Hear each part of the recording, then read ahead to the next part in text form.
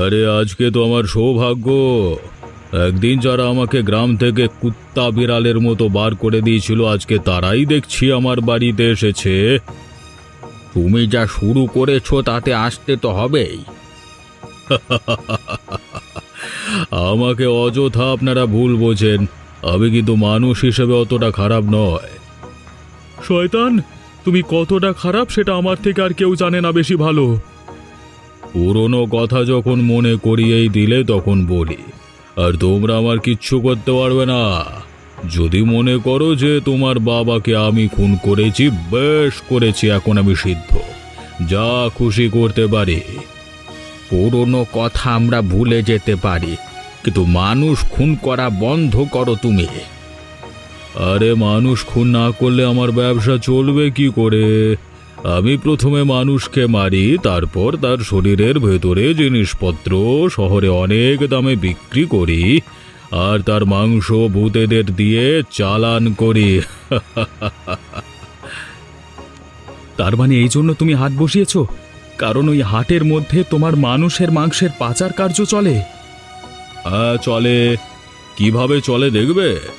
জাগো পিশাচের দল, সব জাগো।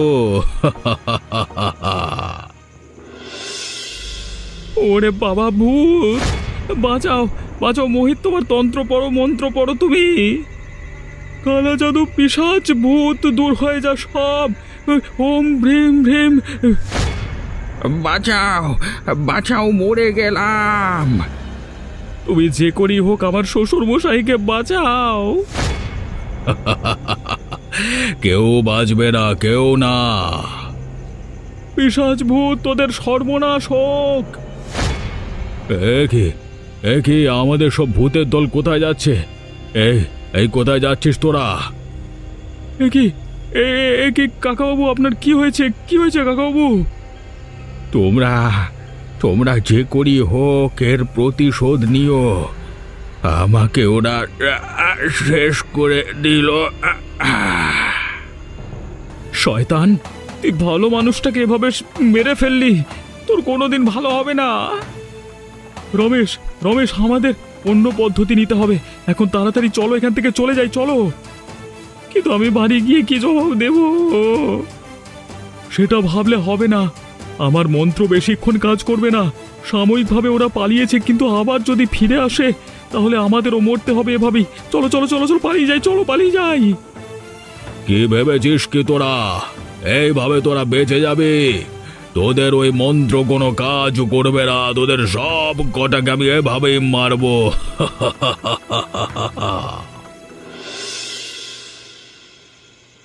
আমার বাবা কোথায়?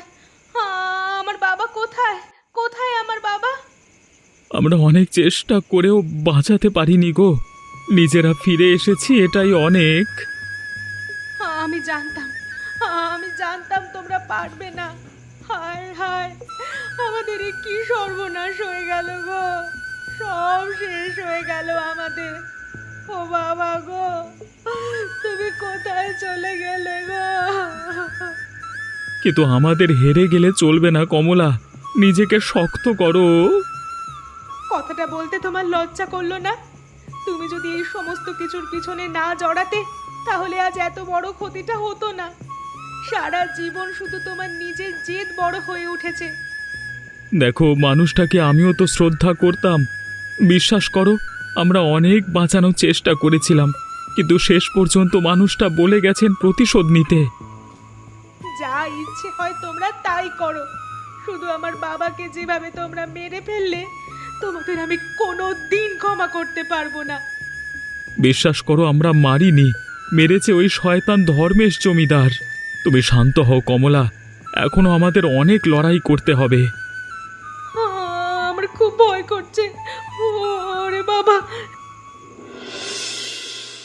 গ্রামে কি হয়েছে শুনেছ? কি হয়েছে?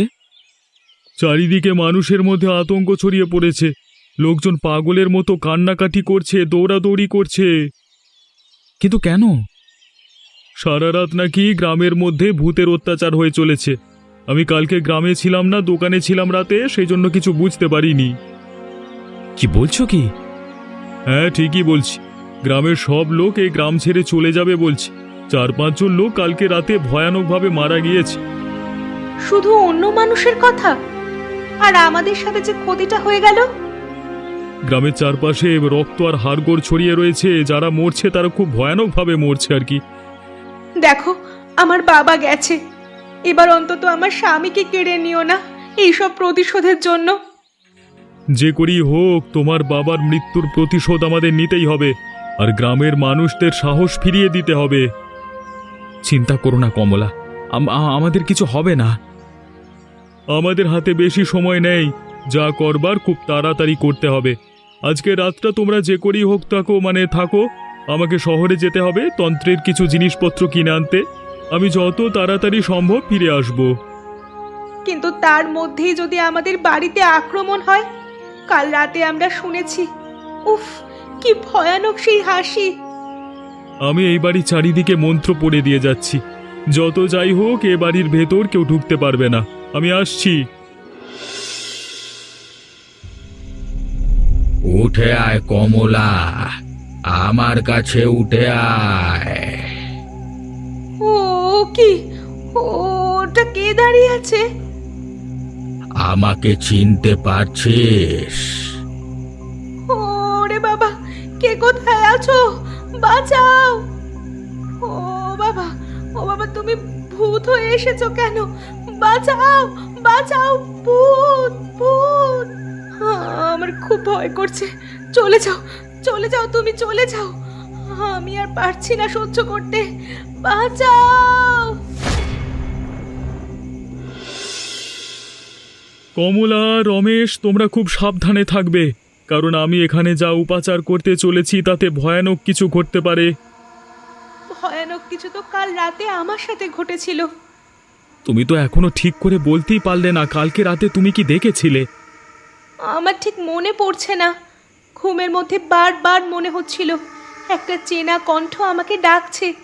যখন উঠে গেলাম, দেখলাম উঠানে বাবার মতো কে একটা দাঁড়িয়ে আছে, একটা ছায়া মূর্তি। তারপর? তারপর তারপর আর আমার কিচ্ছু মনে নেই। আমি অজ্ঞান হয়ে যাই।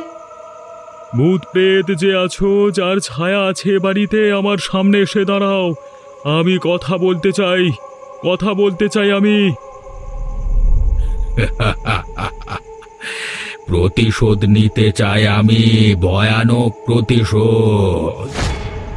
হে কি বাবা, তুমি? আমি কাল রাতেও তোকে এটাই বলতে চেয়েছিলাম, যা আজকে বলতে চাই। তোমরা যদি প্রতিশোধ নিতে চাও তাহলে বাজারের কাছে সাধনা করো। আমিও এটাই চাইছিলাম। কালকে অমাবস্যার রাত, কালকে ওই বাঁশ বাগানের ধারে আমরা সাধনায় বসবো, আর ওখানেই শেষ করতে হবে খেলা। বাবা, বাবা শেষ পর্যন্ত ভূত হবে, এটা আমি বিশ্বাস করতে পারি না। বিশ্বাস করতে না পারলেও এটা সত্যি। ভয়ানক খেলা এবারই শুরু হবে। সবাই খুব সাবধানে থাকবে, আর তোমরা কাল পর্যন্ত এই বাড়ি থেকে বেরোবে না। বাড়ি থেকে বের হলেই বিপদ হতে পারে। মোহিত, আজকে তোকে দেখে বুঝতে পারছি রে, সাপকে কখনো জ্যান্ত রাখতে নেই। তুমি কি ভাবছো আমি তোমার কৃপায় বেঁচে আছি? তুই আমার দয়াতেই বেঁচে আছিস, না হলে তোর বাপের সাথে সেদিন আমি তোকেও শেষ করে ফেলতে পারতাম, গাধা। তুমি শেষ করতে পারোনি কারণ আমার অমাবস্যার দিনে জন্ম, আর যারা অমাবস্যায় জন্মায় তাদেরকে মারা এত সহজ নয়। আমি কিন্তু তোকে আর মারতে চাই না, তুই আমাকে ভুল ভাবছিস। তার মানে? দেখ, এই গ্রামের মূর্খ অজ্ঞানীরা জানে যে আমার হাতে কত ক্ষমতা রয়েছে। সমস্ত ভূত পিশাচ আমার নিয়ন্ত্রণে। সেই ক্ষমতার বেশি দিন থাকবে না। ওটাই তো ভুল করছিস তুই। তোর জন্য আমার কাছে একটা ভালো বুদ্ধি আছে। কি বুদ্ধি? চল, তুই আর আমি হাত মিলিয়ে নি, দুজনে মিলে এই গ্রামের উপর রাজত্ব করব। বোকা লোকগুলোর ভয়তে গ্রাম ছেড়ে পালানোর চেষ্টা করছে, কিন্তু ওরা জানে না যে পালানো কারোর পক্ষে সম্ভব নয়। ওদের সবাইকে মেরে ভূত বানিয়ে আমার কাজে লাগাবো। তুইও আমার সাথে হাত মেলা। শয়তান, তোমার এই কথা বলতে লজ্জা করে না? তুই তান্ত্রিক মিলে আমরা রাজত্ব করব, ভুলে যাস না। তুই সাধনা করবি, আজকে, তবে সেটা করবি আমাদের স্বার্থে। বুঝে দেখ, এতে তোরই লাভ হবে। আমার ইচ্ছে করছে তোমাকে এখানেই মেরে ফেলতে। তুই আমার উপর একটু বিশ্বাস কর, আমার সাথে আয়, তোকে কিছু দেখানোর আছে, কিছু গোপন কথা আছে তোর সাথে। ফটফট স্বাহা, ভূত প্রেত পিশাচ সবার হবে নাশ, এবার হবে সর্বনাশ।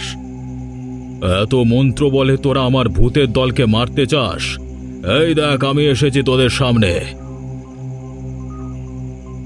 কিছু যদি করবার ক্ষমতা থাকে তবে কর। শয়তান ধর্মেশ জমিদার, তোমার জন্য আমার বাবা মারা গেছে, তোমার মৃত্যু এখনই হবে। আমাকে মারতে পারে এখনো কোনো ক্ষমতা এমন কারোর পৃথিবীতে নাই রে। যেভাবে আমি সবাইকে মেরেছি সেভাবে তোদেরকে মেরে বাজারে বেচে দেব।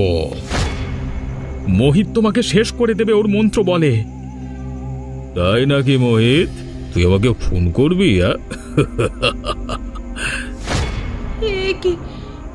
হ্যাঁ, আমার খুব ভয় করছে। তুমি কিছু বলছো না কেন মোহিত? দেখতে পাচ্ছ না এরা আমাদের মেরে ফেলবে? ও আর কিছু করবে না, ও এখন থেকে আমার দলে চলে এসেছে, আর ভুলিয়ে ভালিয়ে তোমাদেরকে এখানে নিয়ে এসেছে যাতে আমি তোমাদেরকে খুন করতে পারি। তুই আমাকে খুন করেছিস ঠিক আছে, তাই বলে তুই ছলনা করে আমার মেয়ে জামাইকে খুন করবি? তবে রে ছেড়ে দাও, আমার গলা ছেড়ে দাও। কে কোথায় আছিস? বাঁচা, মেরে ফেললো। মরা মানুষকে আর মারা যায় না। তোর গলা থেকে যতক্ষণ না মন্ত্র বের হবে তোর ভূতের দল কিছুই করতে পারবে না। বাঁচাও, ক্ষমা করে দাও। একে আমার গলা কেন টিপে ধরছ? বাবা গো, বাঁচাও। সবার ভালো করবার নামে পেছনে পেছনে শয়তান ধর্মেশের সাথে হাত মেলানো, তোকেও ছাড়বো না। আজকে তুই কমলা আর রমেশকে মেরে ফেলবার পরিকল্পনা করেছিলিস। আমি ভুল করেছি। ধর্মেশ আমাকে অনেক টাকা দিতে চেয়েছিল। আসলে চা দোকান চালিয়ে আমি বেশ কিছু রোজগার করতে পারি না বেশি, তাই লোভের বসে। উফ, আমি আর সহ্য করতে পারছি না। বিশ্বাস করতে পারছি না যে মোহিত শেষ পর্যন্ত এই দলে যুক্ত ছিল। উফ। যাই হোক, চলো, বিপদ কেটে গেছে। বাবা মারা গিয়েও আমাদের প্রাণ বাঁচিয়ে গেল। আর আপনারা এমনই ভয়ানক ভয়ানক গল্প দেখতে চাইলে আমাদের চ্যানেলটিকে সাবস্ক্রাইব করতে ভুলবেন না।